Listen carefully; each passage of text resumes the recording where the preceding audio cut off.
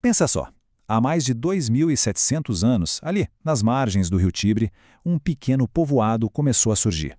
Mal dava para imaginar, né, que aquelas simples cabanas, aquelas aldeias, iam se transformar numa das civilizações mais poderosas que o mundo já viu. Pois é, essa é a incrível história de Roma. E essa pergunta que fica, né? Como? Como é que uma única cidade que começou tão pequenininha, de forma tão humilde, conseguiu crescer tanto a ponto de dominar bem o mundo conhecido da época?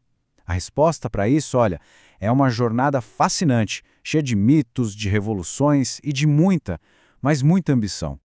E toda grande história, claro, começa com uma lenda. A de Roma, então, é famosíssima. É a história de Rômulo e Remo, dois irmãos gêmeos que foram abandonados e, segundo a lenda, amamentados por uma loba. A história continua, diz que depois de um conflito que acabou com a morte do irmão, foi Rômulo quem fundou a cidade e se tornou o primeiríssimo rei. Foi ali que tudo começou.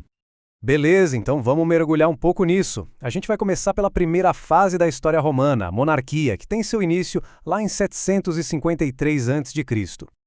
Então, nessa época, o rei era a figura central. Pensa assim, ele comandava o exército, ele criava as leis, ele era o líder religioso, era o cara. Mas, atenção, ele não governava totalmente sozinho, não. Existia o Senado, que era um tipo de conselho formado pelos homens mais velhos e, claro, mais ricos, os chamados patrícios. A função deles era aconselhar o rei. Agora, olha só que importante isso aqui para entender o resto da história. A sociedade romana, desde o comecinho, já era super dividida. Lá no topo, a gente tinha os patrícios, os ricaços, donos de terra, que mandavam em tudo. E embaixo, a grande maioria da população, os plebeus. E eles tinham pouquíssimos direitos. Essa desigualdade, essa divisão, foi a semente de muitos, mas muitos conflitos que a gente vai ver daqui para frente. E foi justamente essa tensão social toda, sabe, misturado com o abuso de poder dos reis, que levou a uma virada de chave e uma mudança bem drástica. A era dos reis estava com os dias contados, e o fim seria, bem, digamos que violento. E isso abriu caminho para uma forma de governo completamente nova. O estupim de tudo isso foi o governo do último rei, um cara chamado Tarquínio o Soberbo. E o apelido já diz tudo, né? Ele era um tirano, autoritário, cruel, foi a gota d'água. A coisa chegou a um ponto que até patrícios e plebeus, que viviam brigando, se uniram. E em 509 a.C., uma revolta popular colocou ele para correr da cidade. Depois disso, os romanos fizeram uma promessa: nunca mais seriam governados por um rei. Isso aqui mostra bem a genialidade da mudança. Acabou a ideia de um rei governando para a vida toda com poder absoluto. O que a República fez? Introduziu a ideia de ter 2 cônsules, que eram eleitos para governar por apenas 1 ano. E qual era a grande sacada? O poder era dividido, exatamente para evitar que alguém pudesse abusar dele como o último rei tinha feito. Mas calma lá, criar a república não foi uma solução mágica para tudo. Muito pelo contrário, a briga interna por mais igualdade, na verdade, estava só começando. E os plebeus, cansados de tanta injustiça, começaram a se organizar. Eles fizeram greves, se recusaram a lutar no exército, eles foram para cima exigindo direitos. E não é que deu certo? Uma das vitórias mais importantes foi a criação da Lei das 12 Tábuas, que foram as primeiras leis escritas de Roma. Isso garantia que todo mundo, não só os ricos, soubesse quais eram as regras do jogo. E mais, eles conquistaram o direito de eleger seus próprios representantes, os tribunos da plebe, que tinham o poder de vetar decisões que prejudicassem o povo. Só que enquanto Roma tentava arrumar a casa, resolver essas brigas internas, um outro tipo de conflito estava crescendo lá fora. A ambição de Roma não parava de aumentar. E isso ia colocar a cidade em rota de colisão direta com outras grandes potências. Essa expansão de Roma acabou batendo de frente com outra superpotência da época, a cidade de Cartago, que ficava lá no norte da África. A briga era pelo controle do mar Mediterrâneo, uma rota comercial super importante. E essa disputa deu início a uma série de guerras épicas, que ficaram conhecidas como as Guerras Púnicas. Olha, só para a gente ter uma ideia do tamanho dessa treta, a gente precisa falar do general de Cartago, Aníbal. O que ele fez foi uma coisa de louco. Ele liderou um exército com direito a elefantes e tudo e atravessou as montanhas geladas dos Alpes só para atacar Roma em seu próprio território. É um dos feitos militares mais incríveis e ousados da história, sem dúvida.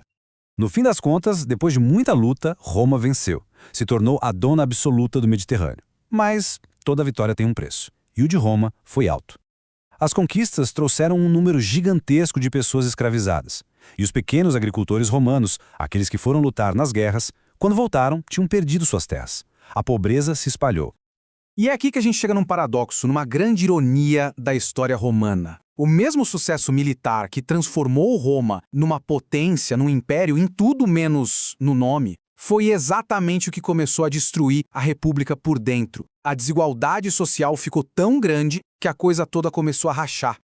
Nesse cenário, apareceram algumas figuras que tentaram consertar essas rachaduras. Primeiro, os irmãos Graco. Eles propuseram uma reforma agrária para dividir as terras com os mais pobres. O resultado? Foram assassinados pela elite. Anos mais tarde, tivemos Espartaco, um gladiador escravizado que liderou uma das maiores revoltas de escravizados da história. Um verdadeiro símbolo da luta desesperada por liberdade. Toda essa violência, essa instabilidade, acabou abrindo a porta para generais muito ambiciosos. Eles perceberam que podiam usar seus exércitos não só para lutar por Roma, mas para tomar o poder para si. E esse foi o começo do fim da República. E foi nesse cenário de puro caos que surgiu uma coisa inédita: o primeiro triunvirato. Basicamente, era uma aliança informal, mas superpoderosa, entre três caras: Júlio César, Pompeu e Crasso. Eles basicamente ignoraram as regras da República para controlar Roma juntos. Só que juntar três homens tão ambiciosos não tinha como dar certo para sempre, né? E foi Júlio César, com suas vitórias militares e seu carisma, que acabou se sobressaindo. Esse poder todo de César, claro, deixou o Senado apavorado. O medo era que ele se declarasse rei. Então, em 44 a.C., ele foi assassinado em pleno Senado. Mas a morte dele não salvou a República. Pelo contrário, mergulhou Roma em mais guerras civis. Primeiro veio o segundo triunvirato para vingá-lo, que também acabou em briga, e no fim, tudo se resumiu a um conflito final que deixaria apenas um homem de pé. E esse grande vencedor foi Otaviano, que era sobrinho-neto de Júlio César.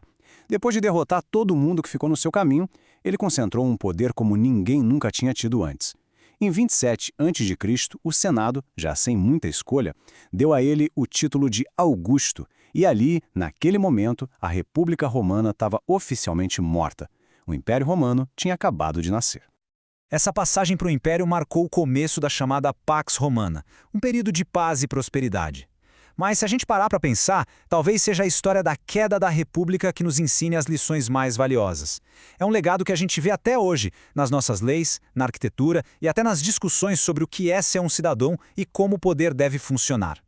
No final das contas, o que essa história toda nos ensina? A queda da República Romana é um lembrete muito poderoso de como a desigualdade social extrema e a ambição pessoal desmedida podem, aos poucos, destruir as bases de qualquer nação, por mais forte que ela pareça ser. É uma lição forte de uma história incrível e que, sinceramente, continua mais atual do que nunca.